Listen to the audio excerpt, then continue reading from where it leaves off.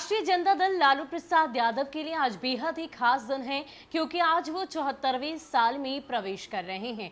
उनके पूरे 31 साल के राजनीतिक सफर में यूं तो कई उतार चढ़ाव आए, लेकिन पिछले 3 दशक से राजद सुप्रीमो लालू प्रसाद यादव के इर्द गिर्द ही बिहार की राजनीति घूमती आई है। और यही वजह है कि उन्हें बिहार की राजनीति का किंग मेकर भी कहा गया है।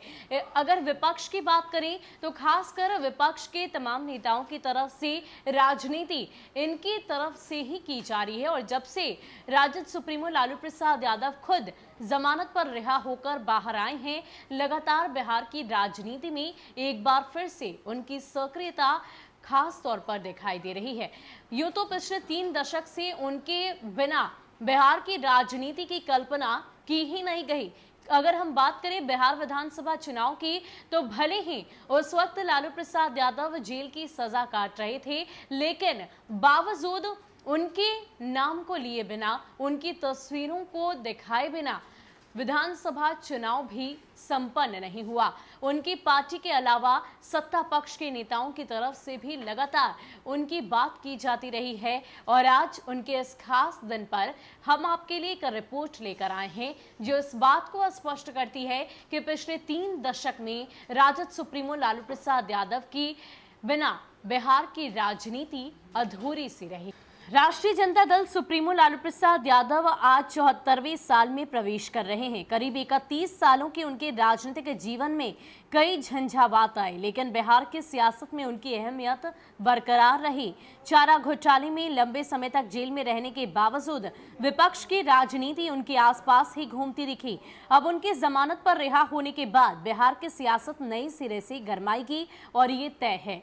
बिहार की राजनीति पर गौर करें तो आज भी यहाँ लालू विरोध के नाम पर रही है। सत्ता पक्ष के विकास, रोजगार या कानून व्यवस्था के मुद्दे भी लालू पर आकर ठहर जाते हैं। सत्ता पक्ष लालू राबड़ी के राज की याद दिलाकर अपने काल की तुलना उस दौर से करती है। बीते विधानसभा चुनाव के दौर में प्रधानमंत्री, मुख्यमंत्री नीतीश कुमार से लेकर एनडीए के तमाम नेताओं के निशाने पर लालू प्रसाद यादव ही रहे। समर्थन हो या विरोध, बिहार की राजनीति में लालू एक बेहद ही अहम किरदार है।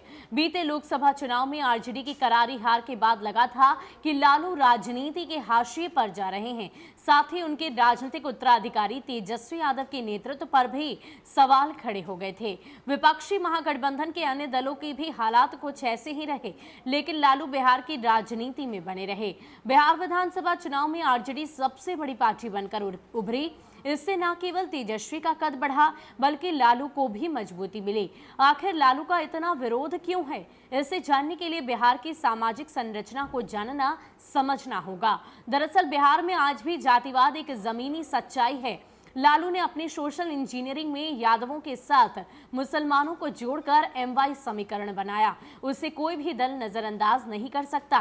विपक्षी भी मानते हैं कि लालू का जनता से, खासकर ग्रामीण इलाकों में कनेक्ट करने की काबिलियत उन्हें अलग स्थान देती है। आरजेडी के एमवाई समीकरण में अन्य राजनीतिक दलों ने सेंध लगा दी।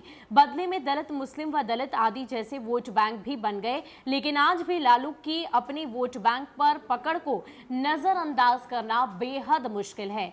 ऐसे में लालू अपने विरोध के कारण भी चर्चा में रहते आए हैं।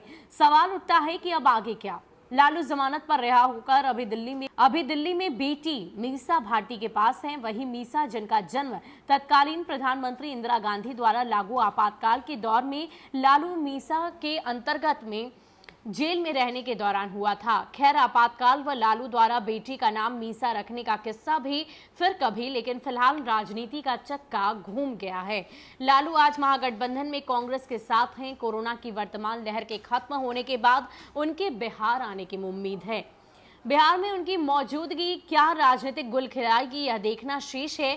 फिलहाल लालू अगर एनडीए से जीतन राम मांझी व मुकेश सहनी का मोह भंग करने में कामयाब हुए तो बिहार में सियासत बड़ी करवट ले सकती है।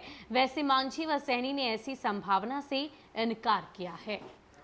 तो आज का दिन राजद सुप्रीमो लालू प्रसाद यादव के लिए बेहद खास दिन है और आरजेडी में इसको लेकर उत्सव भी है। अलग अलग तरीके से इस उत्सव को मनाने की चर्चा की गई है। एक तरफ जहां लालू की रसोई यानी कि मुफ्त में गरीबों को खाना देने की बात कही गई है, तो वहीं दूसरी ओर अगर हम बात करें रक्तदान की, तो वो शिविर भी लगाए जाएंगे। यानी कि इस तरीके से लोगों की मदद कर, सेवा कर लालू यादव का जन्मदिन खास बनाया जाएगा।